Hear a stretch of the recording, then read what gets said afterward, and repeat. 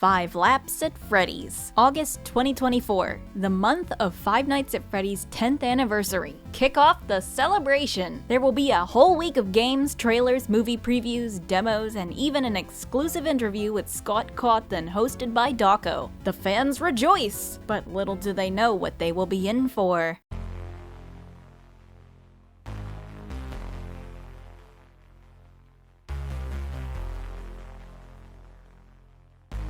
August 7th comes. Today, the demo for a new game is slated to release. And another one also comes out, but that one wasn't supposed to, Welcome to 5 Laps at Freddy's, the premier animatronic kart racing circuit featuring your favorite and lovable Fazbear friends. Sponsored by Fazbear Entertainment. Select one of 12 of your favorite animatronic FNAF characters and race on 16 tracks set across 4 cups. Each track is based on your favorite locations from Five Nights at Freddy's lore, including Fazbear Hills, Midnight Motorist, and more. Please note, Fazbear Entertainment is not responsible for road rash, broken bones, death, and/or dismemberment. Please drive responsibly. Once the racers lined the track, though, how was the reception?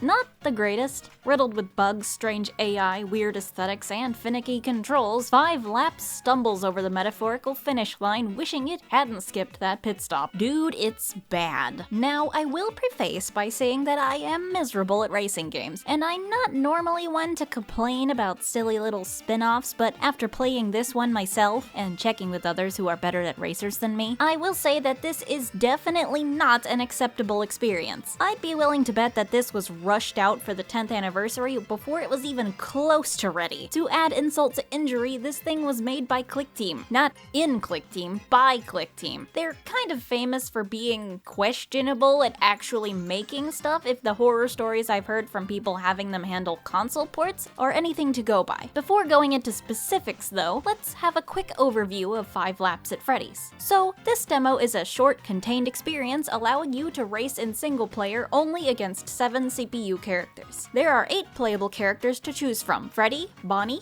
Chica, Foxy, the Puppet, Mangle, Balloon Boy, and Springtrap. Each character as a class, which I figured out affects the stats of the car they drive. For example, Chica, who is a red class or high class character, can drive the cup cart with it being mid-range in terms of stats. But if Foxy, a green or low class character, drives it, it will have terrible speed but high acceleration. There are 3 cars you can choose from: the Midnight Motor, which is generally the fastest, the Standard Cart, which tends to be middle ground, and the Cup Cart, which really depends on who you're playing as. That one can either be great for beginners or just outright terrible. Once you've selected your cart, you'll get 3 tracks to choose from: an easy one, Fazbear Hills, a middle range one, Midnight Motorist, and a difficult one, the Sinkhole. Ooh, I'll get to you. Once you're in a race, there are the standard kart racer mechanics to keep in mind. You've got your normal controls to accelerate, reverse, look behind you, use an item, drift, and boost. You can also jump, and holding down the button will make your jump higher when you release it. However, you also have a battery. This is essentially your boost meter, but there's a bit more to it than that. Every so often, the track you're racing on will transition to a night shift mode. You can tell when this will happen by the time at the top of the screen turning late. In the night shift, your battery is far more important. During this phase, it will constantly drain, and starting at 12 AM, an evil endoskeleton wolf guy will spawn in and hunt down the racer with the lowest battery. If that's you, you'll be jump scared and sent back on the track,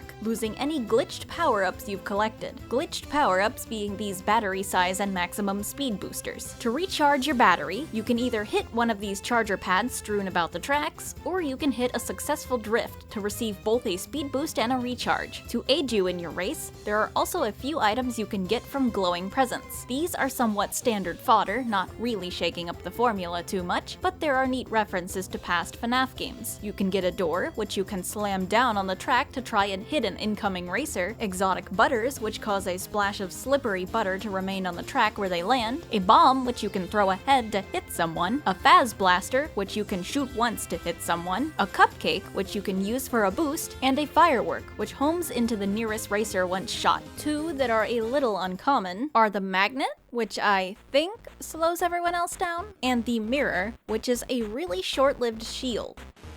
Good God. What? Oh, okay. As far as I can tell, you cannot aim items behind you, or at least not certain ones. You're able to charge these items up by holding the button to use them before releasing it. This makes their effects more extreme at the cost of battery power. While racing, you can also see the distance of nearby racers in front or behind you. But essentially, this is Five Nights at Freddy's. Stop saying that. This is 5 Laps at Freddy's explained. Now, does this all work in practice? I'd be lying if I said it was perfect. After playing it, I thought I wouldn't be reviewing it, but goodness, there's just so much. Every time I think I've gotten through it all, I find something else. I'll probably still miss things in this video. But hey, it's Five Nights at Freddy's, one of my favorite game series. I will be nice, for a moment, and start off with the pros. Okay, so, in my opinion, maybe not everyone's, but in mine, the game looks nice for the most part. Yeah, there are some weird bits, but it's serviceable and a cute toony aesthetic that's like a more polished version of FNAF World. The tracks are faithful to their previous game counterparts, like with Midnight Motorist taking even obscure details of the minigame first found in Pizza Sim and recreating them in high definition. One example is the parking lot outside JR's matching the 8-bit version perfectly. This leads me into the compliments I have for the game's attention to detail. I enjoy all of the references thrown in, such as the little antenna topper of Spring Bonnie on the Midnight Motor and the bomb from FNAF World being a power-up. There are also neat details differing from day shift and night shift modes, like the minigame children at the stands on the racetrack wearing animatronic masks during night shift. Midnight Motorist's night shift mode also features glowing cars just like its origin minigame. Also, including Midnight Motorist as a track in the first place is genius, and it's probably my favorite one despite it highlighting my real-life inability to drive in the rain. The music is also pretty good. Say what you want about a lot of FNAF games, but they rarely miss with the music. Each track is faithful to the game from which it originates, with Midnight Motorist having a chiptune sound and the Sinkhole matching Security Breach's tense orchestral vibe. I'd listen to these casually any day and they spice up the gameplay just right, especially for my synesthesia heaven ass. I like the pretty brain colors. Unfortunately, though, that is one paragraph of prose. For the cons, well, buckle up. 1, because it's good road safety, but 2, because we're gonna be here a while.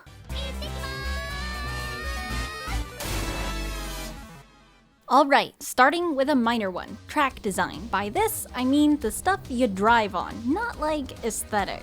The first 2 tracks are fine, but the third, the Sinkhole, gets to a point where it's difficult to tell where to go. I can see where they were trying to be creative because a cool detail is that the track changes per lap and blocks different paths off, but there are parts where it's just really annoying to drive on because either the camera is way too weird for accurate steering or you can't tell what turn you're supposed to take because the road's hidden beneath the crest of the hill it starts on. There aren't ample landmarks to guide your navigation either, nor does the game have a minimap, unlike literally every other kart racer I've played. Both Midnight Motorist and the Sinkhole are also too dark to see in sometimes. Motorist has the biggest issue with this, with the rain blurring the differentiation between the track and the sky, and it's even worse in night shift mode. This game is not for those who are directionally challenged or even sort of visually impaired. 2. Half the roster of characters has no animations. Honestly, not a deal breaker for a demo, except this thing's apparently been in development for 2 years and it's being headed by a whole company, so I don't understand how it wasn't handled by now. It's odd to see the racers just staring blankly ahead like mannequins.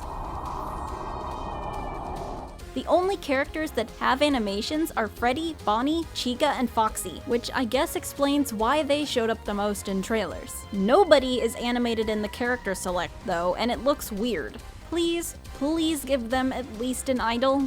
3. Mechanics are not explained. Everyone has been left to figure out what everything does by themselves or by relying on the game's store page and posts on ClickTeam's Twitter and YouTube. Item uses are not explained either. Nobody I asked knew what character class meant until I figured it out by messing around. And I still don't know what that darn magnet does. The game needs some kind of tutorial that is in-game and not a video separately, so I really hope that it is just something they excluded for the demo.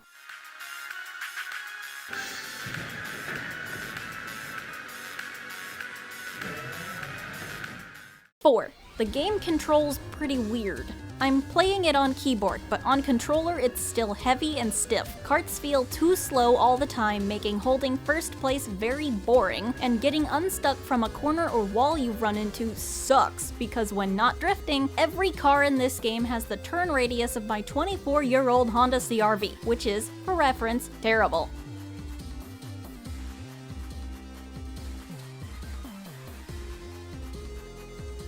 Proceed to bully my grandpa Karl in the comments section if you like. Hate him or not, he still goes, and that's what matters.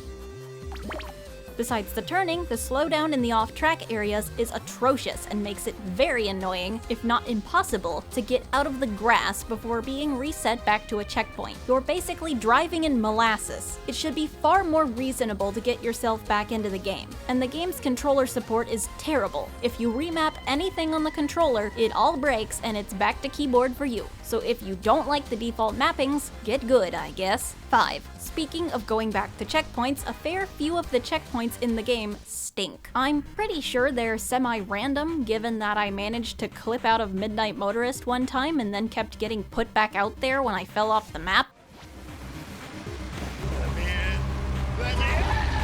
And was never able to get back into the actual track. I also got dumped onto a vertical pile of rocks one time after falling out of the sinkhole and had to do some serious finagling to right my car because for some reason that didn't count as being out of bounds. Thank God for the jumping feature. 6. Speaking of going out of bounds, that is hilariously easy to do. Jumping is a godsend for saving yourself in some areas, but in others, the rules of the race are pathetically enforced. I've been able to just drive through walls in the sinkhole by accident twice, and the game never tried to stop me.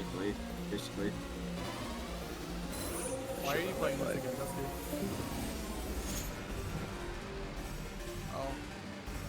Oh boy! Whoa! I and many others have also been shoved through the back wall on Midnight Motorist's highway by an aggressive oncoming car, and I was even able to drive past the point where cars stopped spawning and just fall off the road. In more minor infractions, if you jump in just the wrong places, you can easily go where you're not meant to be, including sticking yourself to a guardrail or getting immobilized. 7. What the heck is this wolf guy even supposed to be? That is not an endoskeleton. The game calls it one, but it's not. Its inclusion is currently very confusing, but I am willing to assume we are missing some full game stuff. As a side note, it pains me every time I have to call these things endoskeletons. The inside of an animatronic is called its mech. Endoskeleton is not and never has been a real term for them. Maybe you'll get a proper autistic rant from me someday on all the misconceptions FNAF has subjected animatronic culture to, but not today. 8. The power-ups are unoriginal and honestly a bunch feel like copies of Mario Kart items. Even the sound for getting one is nearly the same as the one from Mario.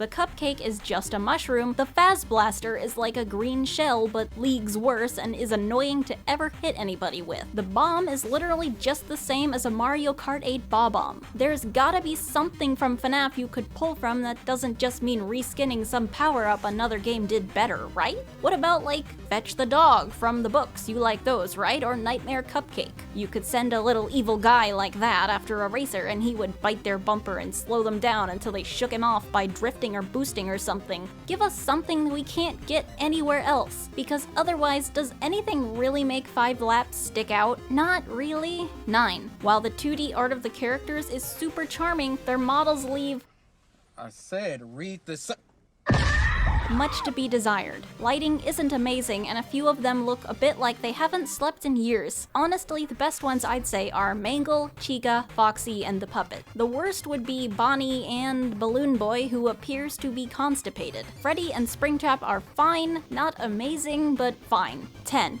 This game's AI is actually some of the worst I have ever seen. Nobody on the roster should be allowed on the road for both their own and everyone else's safety. Despite my not being great at kart racers, winning a race in this game is easy enough as long as I don't get hit by anything in the environment and stay on the road. Why? Because everyone in the race usually makes a beeline straight for the grass on starting a race, and if they make it out of that, they like to get caught in the guardrails. And there's no out of bounds respawn timer for them. They're there for as long as it takes you to finish the race. Thank God it doesn't make you wait for them because the game would be literally unplayable. It's the least problematic in Fazbear Hills, but once you get to Midnight Motorist, be prepared to have very little competition. After heading straight for the trees, common sticking points for the AIs are, again, in the guardrails, but they also like to start ramming into the walls on the highway for some reason, or get caught in a juggle loop between cars while trying to take the shortcut. I've even seen Chica get stuck on the finish line's supports. They also don't do very well with turns, scuffing their paint beyond belief at the sight of any sort of curved surface. The sinkhole is where the absolute worst of this comes to light. Most every racer immediately gets stuck on this specific pile of rocks and forms a mosh pit where they all just ram each other until the end of the race. For the ones who do get free, they can't handle the track's turns and just fall off over and over until somehow they end up on top of the rocks, doomed to never escape. The best time to see the awful AI in action is to watch your driver for a while after finishing your race. For me, Foxy just gave up on driving and sat there wondering where it all went wrong, before eventually diving headfirst into oncoming traffic with the rest of the racers. Depressing. 11 and final, but by far the worst problem this game has. It's broken as all get out. If you are not a perfect racer, there is a decent chance this game will decide you do not deserve to play it. On Midnight Motorist, lots of people have experienced fatal errors and crashes from the highway segment, and all it takes for that is basically just spending long enough getting hit. Heck, this crash even revealed a gameplay mechanic that wasn't even supposed to be known yet, one where you apparently get put to sleep.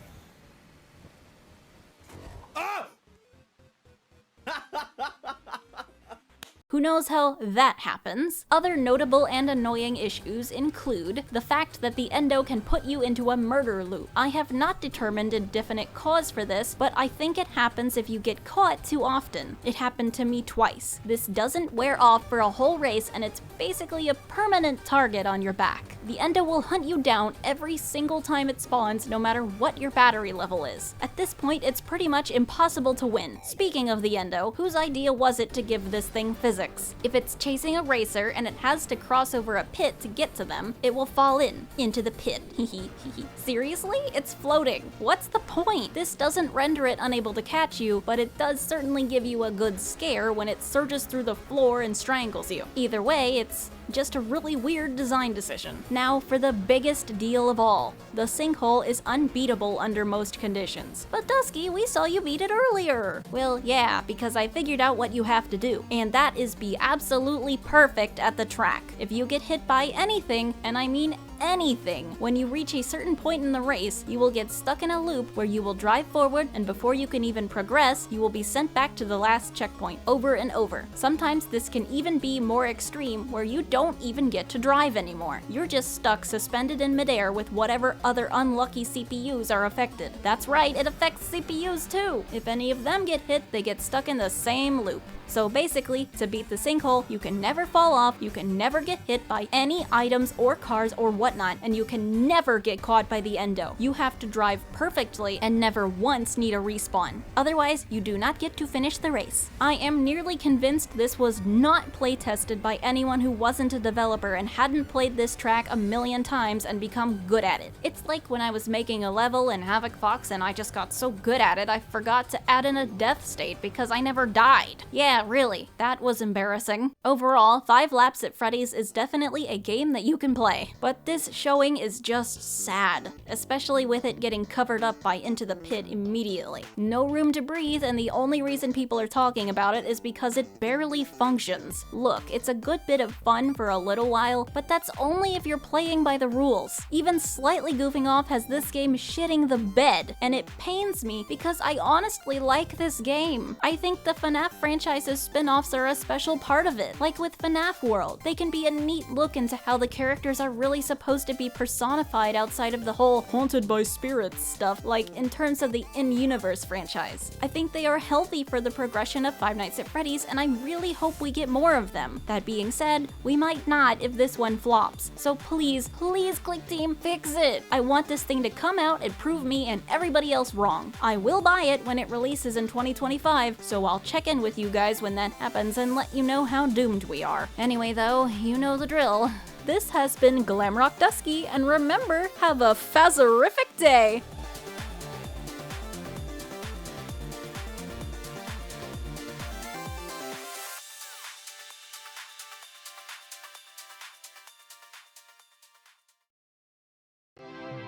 It's a new day. It's your time to shine. It's time to take your career into your own hands. You've saved money your whole life. Great. Now it's time to put all your eggs into one basket and take a huge gamble on your future.